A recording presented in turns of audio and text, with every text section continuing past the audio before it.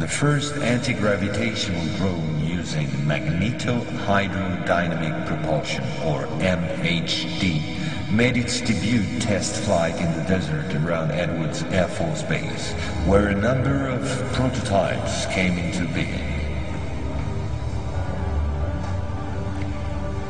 The Belgians got a small glimpse of so-called UFOs in 1989 and 1990.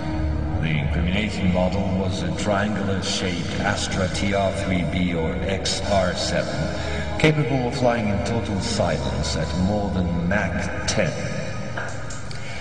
Now I would like to speak to you about another concrete application of such technology, the B-2 bomber, whose development started in 1982. The official B-2 stealth bomber, which flew for the first time in 1989, was to serve as cover for another unconventional B-2 to be built in parallel. This top-secret model used, among other things, a plasma creation system, exploiting the airflow like an MHD generator. This system produces ionization of the air around the B-2, thereby suppressing air resistance while ensuring total invisibility for any type of radar.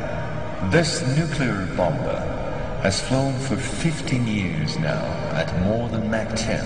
It can fly around the Earth in just a few hours without being seen.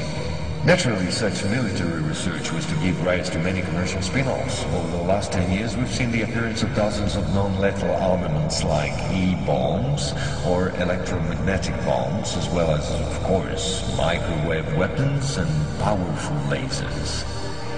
The U.S. Department of Defense, through the multinational Raytheon, decided to invest a gigantic amount of money in an experimental program called HARP, or High Frequency Activate Auroral Research Program. And it was quite a program.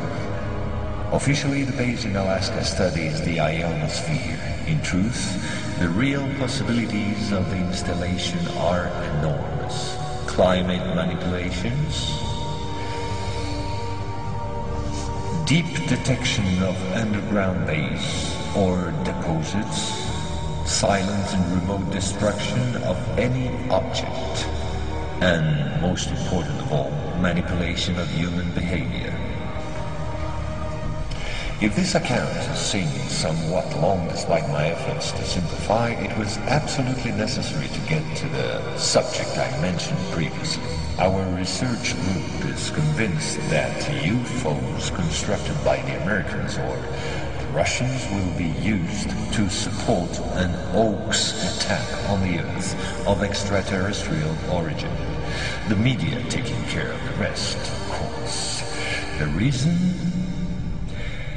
Once the threats of international terrorism has dissipated, the war economies of the major powers, with the United States at the head of the pack, will need a new enemy in order to still prosper. War on Earth will be replaced by space war against an enemy from beyond.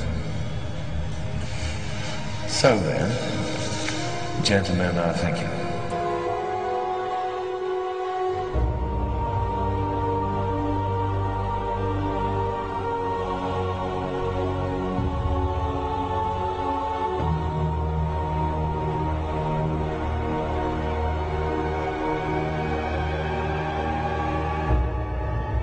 And so we can now comfortably lean back and relax, because we know what's coming ahead.